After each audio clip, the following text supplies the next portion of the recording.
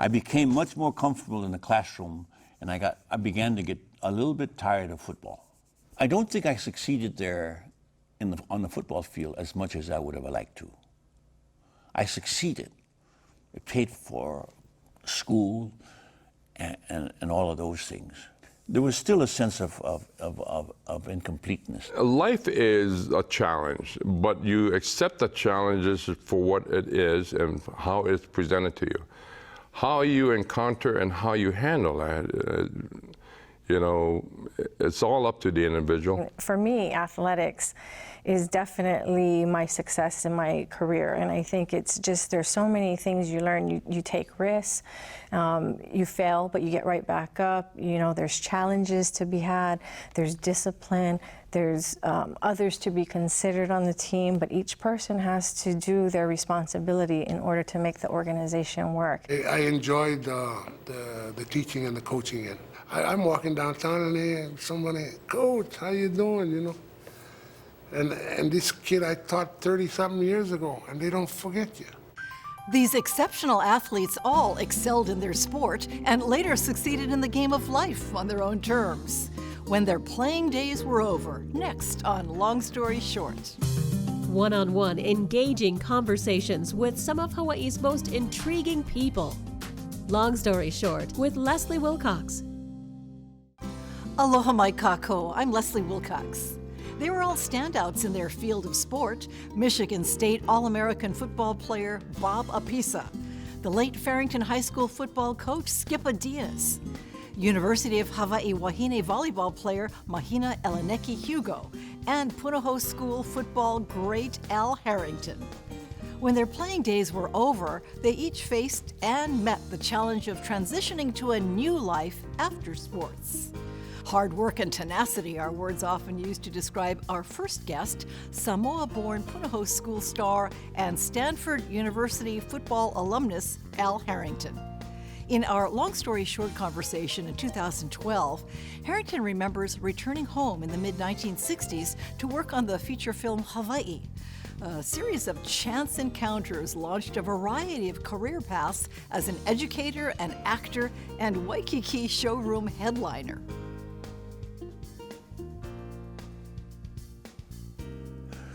And we do the movie, and we make good money. And Heather is pregnant. So I got to make up my mind whether the movie's over, and whether I got to make up my mind whether I'm going to go back to Hollywood and play the game in Hollywood and read for parts, et cetera, or I'll go back to law school. And I run into Dr. Fox. And Dr. Fox says, "Hey, yeah, good to see you." He says, "What are you doing?" I says, "I just got through with the movie Hawaii, and I'm thinking of going to Hollywood." He says, "Oh, no. This is what you're going to do now. You're going to go back to the university and get your teacher's credentials, and you're going to come and teach at Punahou."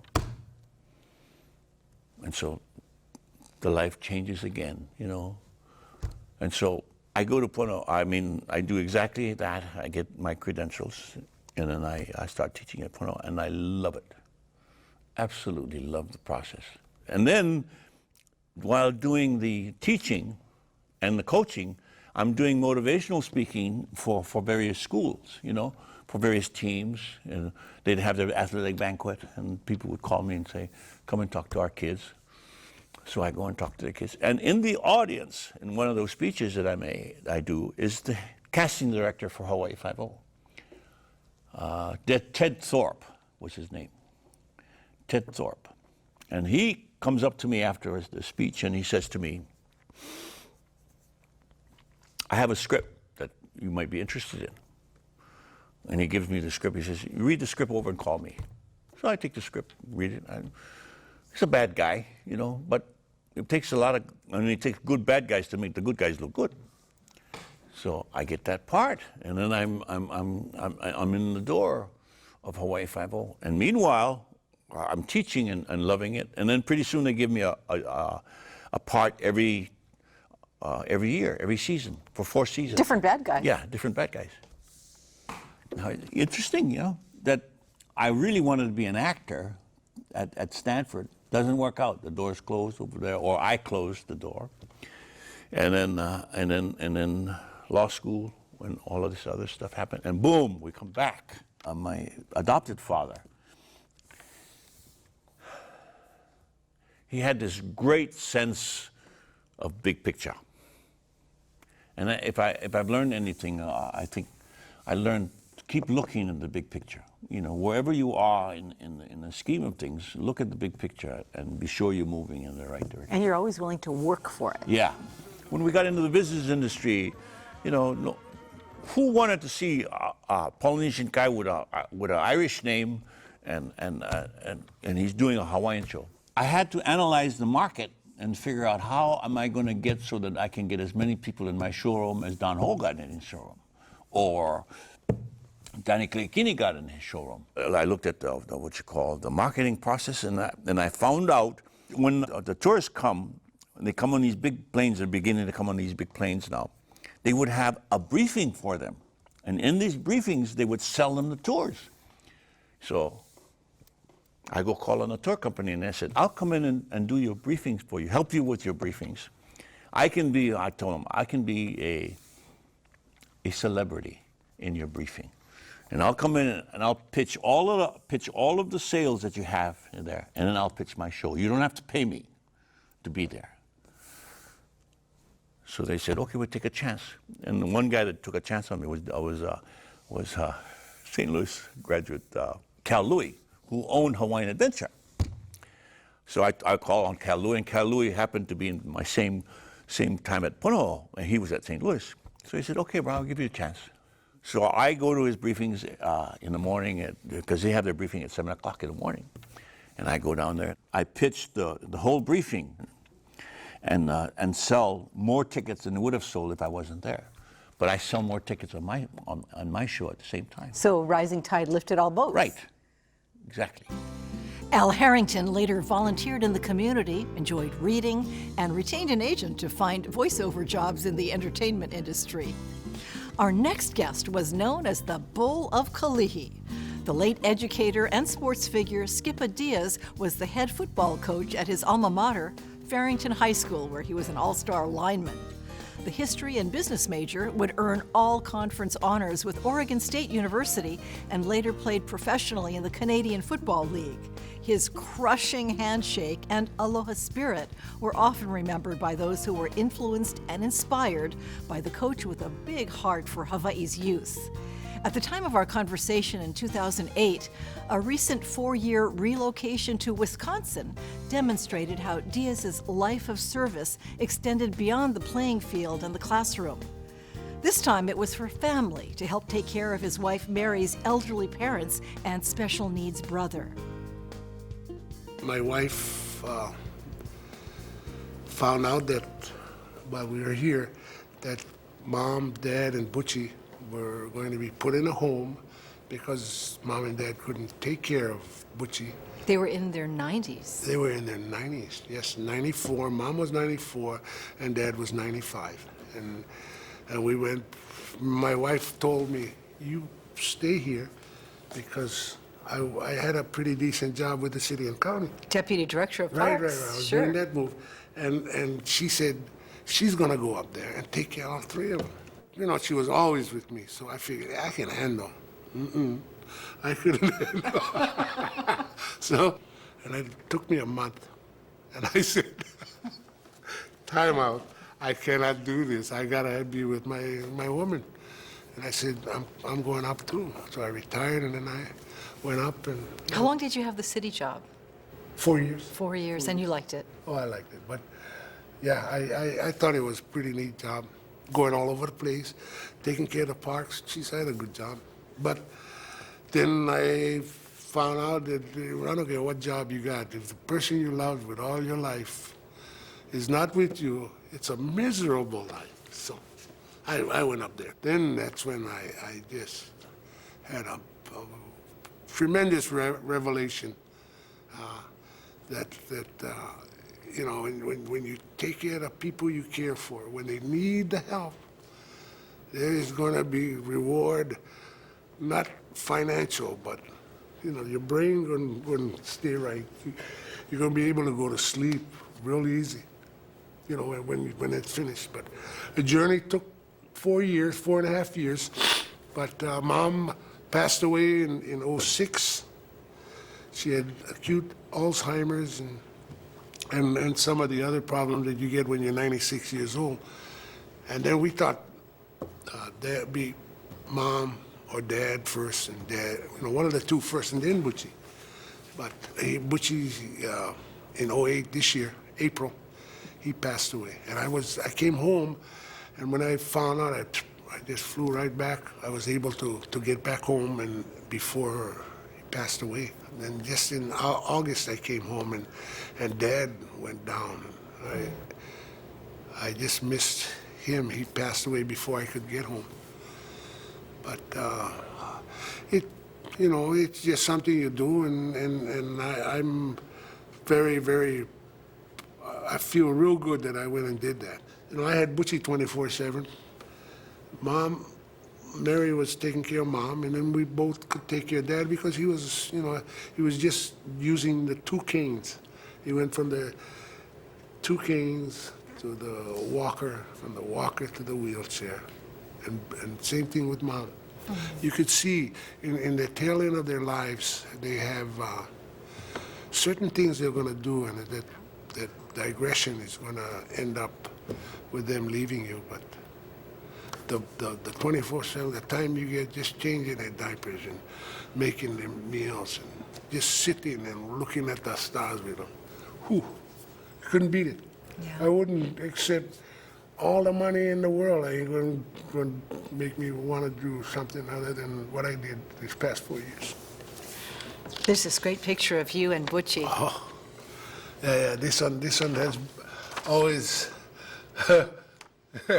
this guy, he used to smile, and he used to tap me on my shoulder when I was going too fast. I was swimming in there, but yeah, this guy he was just the apple of my eye. Down syndrome, autism. Yes. He's in a wheelchair. But he broke his hip, and he was just confined to a wheelchair. This one here he was something else. Dad was something else too. The guy was 99 years old, and he could remember stuff. We're playing cards, and he tells me what my score is, and I thought I said, I got this much. We're playing cribbage. He says, no, you got 2 more points. I go, huh? And he's correct. He was a darling. He was a good father. It sounds like you live your life so that you don't have regrets. Oh, yeah. Yeah. You're going to get small stuff in the way, but you got to put your heart in one position and find out where that bugger aiming, and you go that way. And it comes out pretty good. You think after being married for decades already, you got to know her better then? Oh, yeah.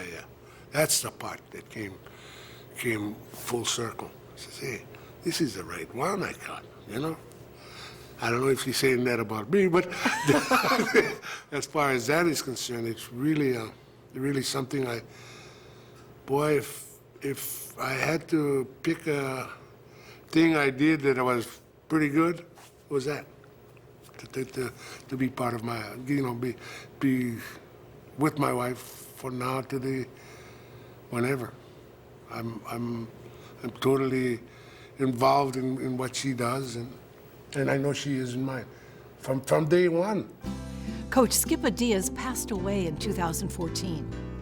University of Hawaii Wahine volleyball player MAHINA ELENEKI HUGO fulfilled her childhood dream of playing under legendary coach Dave Shoji and was part of the 1987 national championship team at the University of Hawaii.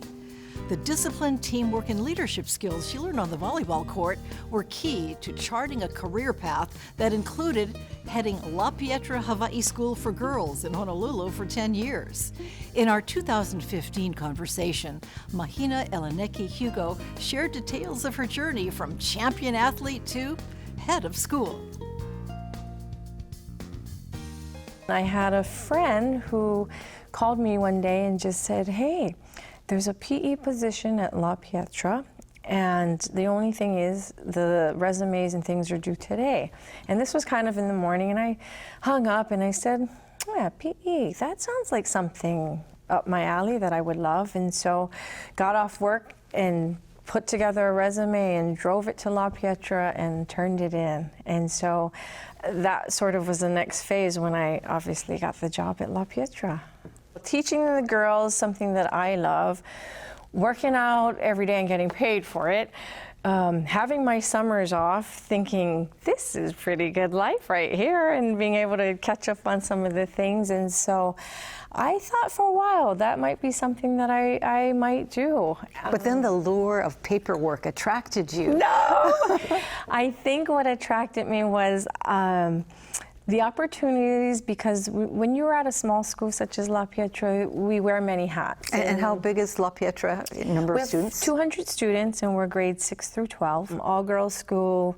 And so even as teachers, you wear your class advisor hat, your regular class teacher hat. There's a lot of opportunities that exist. And so I started getting more involved with either the different clubs and then or leadership programs that we had there. And so through the various opportunities and doors that opened up within La Pietra, I just enjoyed it. And I think administratively did it pretty well, I guess. I mean, somebody obviously saw something in me, and I was able to develop those skills further. And then, you know, of course, it took me to assistant admissions director and then dean of students. And so and you got your master's degree along the way. I did along the way. I went back for my master's in education, and with an emphasis on private school leadership. And so that was a great, not only opportunity to get a master's, but to network with other leaders from other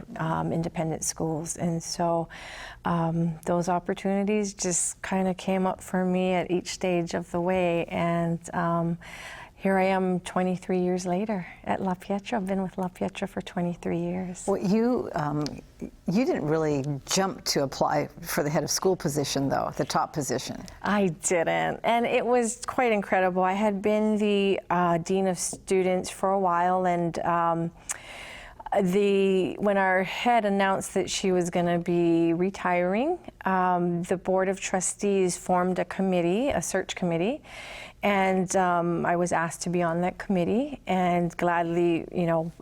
But even prior to that, my head at the time did ask me, "Are you interested in applying for the position or in the position?" And I thought about it for a brief minute or two, and then I just said, no, I don't think so.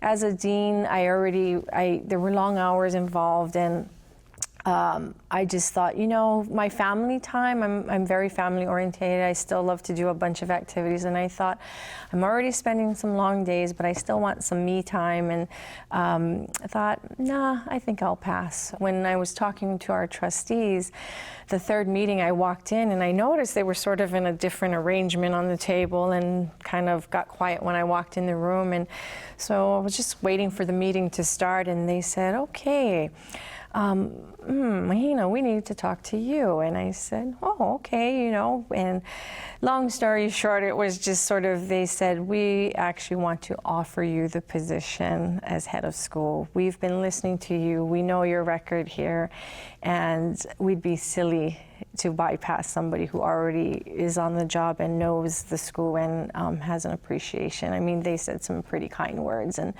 at that moment you're supposed to sound highly intelligent, of course, and being just baffled by this opportunity and what they have just presented me, it was like, whoa. I mean, I was very honored. And so I went home, and of course I talked to my husband, and you know, it was a no-brainer for him. I said, well, you know, it's not just me taking on this role. It will be you as well, you know, supporting and sacrificing the hours and whatever needs to be done. And so never looked back, and I'm happy I've been able to have this opportunity.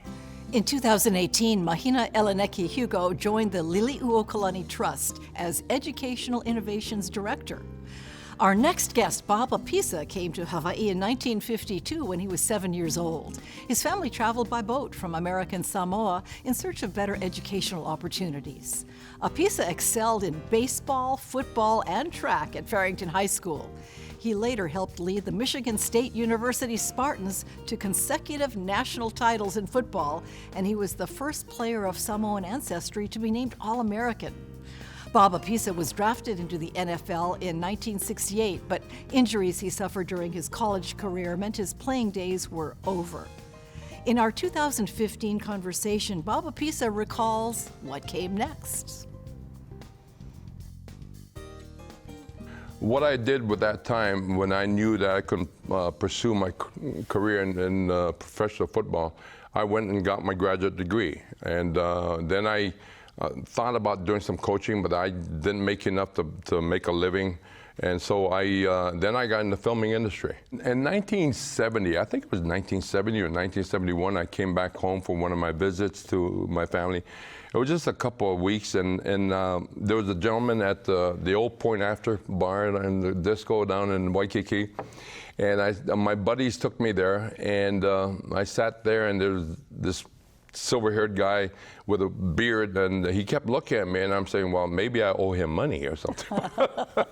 So he finally came over, and he says, I'm Bob Bush. I'm the casting director for Hawaii 5-0, the original 5-0. And he says, you're Bob Apisa? I says, yes. He says, have you ever done pictures before? And I says, the only pictures I've ever dealt with is Kodak cameras and stuff like that. But he says, no. So he said, I'm giving you a card. Why don't you give me a call tomorrow? And I had a few days before I went back to Flint. And so I called him on the lark, and he said, why don't you come in? I'd like to see you. So I went down to the studio over by Diamond Head. And as I'm walking through the door, Jack Lord exits his office, and he's looking right at me. He says, well, you're the guy I'm looking for. I turned behind, I'm wondering if he's talking to the guy behind me, but there's nobody there. And then Bob Bush came out and made the introduction. And so Jack Lord said, can you come tomorrow and do a little scene with us? I said, wow, geez, this thing is happening so quick. The dialogue between him and James MacArthur, Dano at that time. So Steve McGarrett was saying this to Dano, and it didn't make sense, so Jack looks at me, he said, Bob, when I say this, just say, no, I didn't do it, or something to that effect. I don't quite remember. And so when he said this, and I said, no, I didn't do it, I was immediately Taft-Hartley'd into Screen Actors Guild. 48 hours later, no experience as an extra or anything. I went from point A to point Z. Well, you were comfortable with yourself, right? But I was comfortable with myself because I thought it was a new adventure, and I said, yeah, why not, And a week later, just before I left, or a couple of days later before I left the following week, they asked me if I could take a Jeep and squib it and drive it. I said, hey, it's no big thing. And it had bullet holes. I mean, squibbed it and came right up to the camera. That was no big thing. And that's how my stunt career started. I've done train falls, I've done horse falls, I've done horse stampedes, I've motorcycled, car chases, falling off of fourth store buildings into water, and I had to, it's all timing. But if you're an athlete and you have the innate skills to adjust, to make your adjustment, before I go on a set, and they ask me to do something, I'll turn them down too. I'll try something on the lark, and if it works, great. If it doesn't work, aloha.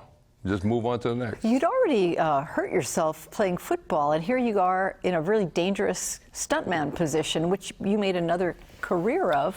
How was that on your body? Wear and tear. I could have done the acting part, and it probably would have had a stunt double for me. But I don't want people to do my work because they know the kind of work I do. And there's a certain thing about someone's pride in the filming industry, being in for 3 decades, that people say, hey, if I'm going to do the acting, let me do the part so it looks like me. Tom Cruise does that from time to time. I know where I'm from. I know where I started. And I'm given the ability and the opportunity, but I don't ever abuse it. And I don't ever want to do that. And I teach that to my kids and my grandkids. That, you know, humility and respect for one another is the best thing that anyone can employ. In retirement, Bob Apisa enjoyed traveling with his wife. In 2016, he released a documentary called Men of Sparta, the story of the Michigan State championship teams that helped desegregate college football. These 4 athletes had more than competitive spirit, and when their playing days were over, they moved on with determination, gratitude, and grace. We thank Bob Apisa of California, MAHINA ELENEKI HUGO of Waimanalo, Windward, Oahu, the late coach SKIPPA DIAZ, and Al Harrington of Manoa, Honolulu for sharing their stories with us. And mahalo to you for joining us. For PBS Hawaii and Long Story Short, I'm Leslie Wilcox. Aloha nui. You know, so much of life is being in the right place at the right time, one person moving you in one direction. But you were willing to take the chance. Yeah. You got to be open. And go on merit. Be open on for the opportunity. Be conscious. Be conscious. It's like he says, from the time of conception to the time that you're born in that 9 months, you do nothing. Everything happens for you. Then why not let things happen for you also after you're born? Sometimes we try to make things happen and we don't follow the pattern that is destined for us to follow.